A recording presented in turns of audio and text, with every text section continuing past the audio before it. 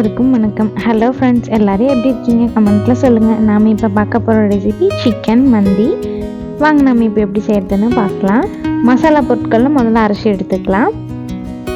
2 spoon ஜீரகம், 1 spoon கிராம்பு, 2 spoon கொத்தமல்லி, 1/2 ஸ்பூன் சோம்பு, 1 ஸ்பூன் மிளகு, 1 ஸ்பூன் ஏலக்காய், பட்டை 4 பெரிய துண்டு ஆட் பண்ணி நல்லா வறுத்து எடுத்துக்கலாம். ஜீரகம் சோம்பு எல்லாமே வறுபட்டுருச்சுன்னா வெடிச்சு வரும்.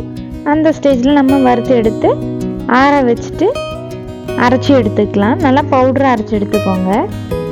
நான் பவுடரை அரைச்சி எடுத்துகிட்டு வந்துட்டேன். இந்த அளவுக்கு இதை நம்ம இன்னொரு பவுலுக்கு ட்ரான்ஸ்ஃபர் பண்ணிக்கலாம்.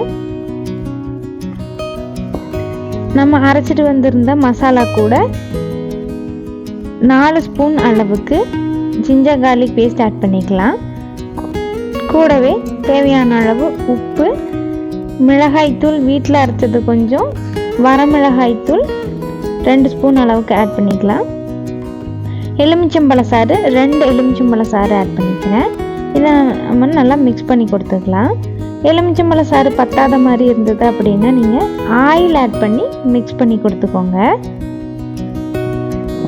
இது நல்லா பேஸ்ட் கன்சிஸ்டன்சிக்கு எடுத்துகிட்டு சிக்கனை நல்லா வாஷ் பண்ணி இந்த மாதிரி அங்கங்கே கட் பண்ணிவிட்டு நம்ம ரெடி பண்ணின மசாலாவை தடவி வச்சிடலாம்.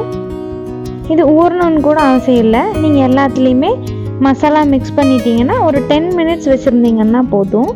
எல்லா சிக்கன்லேயும் மசாலா தடவி இனி நம்ம எல்லாத்தையும் பொரிச்சு எடுத்துக்கலாம். கடாயில் ஆயில் ஆட் பண்ணி சிக்கன் எல்லாமே உள்ளே வச்சுக்கலாம். நான் 2 கடாயில் வைக்க போகிறேன் சீக்கிரமாக ரெடி ஆகிறதுக்காக. சிக்கன் எல்லாமே எண்ணெயில் படுற மாதிரி வச்சுட்டு மூடி வச்சு வேக விட்டுடலாம். சிக்கன் வேகிற கேப்பில் நம்ம தக்காளி சட்னி ரெடி பண்ணிக்கலாம். இது இன்ஸ்டன்ட் டொமேட்டோ சட்னி தான்.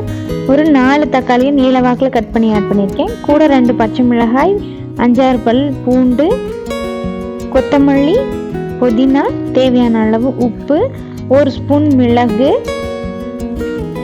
1/4 ஸ்பூன் ஜீரகம்,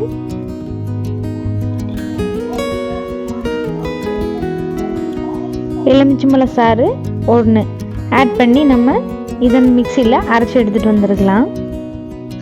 அவ்வளோதான், பாருங்கள். இப்போ தக்காளி சட்னியும் ரெடி ஆகிடுச்சு. இதை நம்ம இப்படியே பவுலில் ட்ரான்ஸ்ஃபர் பண்ணி வச்சிடலாம். சிக்கன் இப்போது ஒரு சைடு நல்லாவே வெந்து வந்திருக்கு, தண்ணியும் விட்டு வந்திருக்கு பாருங்கள். இனி நம்ம இதை திருப்பி விட்டுக்கலாம். ஒரு சைடு வேக வச்சாச்சு, இன்னொரு சைடும் நல்லா வேக வச்சுக்கலாம். சிக்கன் வேகிற வரைக்கும் நம்ம மூடி போட்டு வேக வைக்கணும். சிக்கன் வெந்துடுது அப்படின்னா மூடியை எடுத்துட்டு ஒரு 2 நிமிஷம் அப்படியே நம்ம வேக விட்டோம்னா மேலே நல்லா கிறிஸ்பியாக வந்துடும். தண்ணி எதுவுமே உள்ளே கோர்த்து நிற்காது. வேகட்டும். நம்ம எல்லாமே திருப்பி விட்டாச்சு. இனி நம்ம ரைஸும் வேக வச்சு எடுத்துக்கலாம். பாத்திரம் வச்சு ஆயில் ஆட் பண்ணி திராட்சையை பொரிச்சு எடுத்துக்கலாம். கூடவே முந்திரி பொரிக்கிறதுனாலும் பொரிச்சு எடுத்துக்கோங்க. நான் இன்றைக்கி இன்ஸ்டன்ட் முந்திரி யூஸ் பண்ணிக்க போகிறேன், அதனால நான் முந்திரி பொரிச்சு எடுக்கலை. அதே ஆயிலில் கட் பண்ணி வச்சுருக்க பெரிய வெங்காயம் 1 ஆட் பண்ணி வதக்கி கொடுத்துக்கலாம். வெங்காயம் நல்லா வதங்கி வரட்டும். வெங்காயம் கலர் ட்ரான்ஸ்ஃபர் ஆனதும் 4 பச்சை மிளகாயை பொடி பொடியாக கட் பண்ணி ஆட் பண்ணி வதக்கி கொடுத்துக்கலாம். அடுத்தது மசாலா தண்ணி ஆட் பண்ணிக்கிறேன். நம்ம சிக்கனுக்கு அரைச்சோம் இல்லைங்களா, அந்த மசாலா மீதம் இருந்ததை தண்ணி ஆட் பண்ணிக்கிட்டேன். அடுத்தது தேவையான அளவு உப்பு ஆட் பண்ணி கொதிக்க விட்டுறலாம். மசாலா லைட்டாக பச்சை வாசம் போகணும், அது வரைக்கும் நம்ம கொதிக்க விட்டுறலாம்.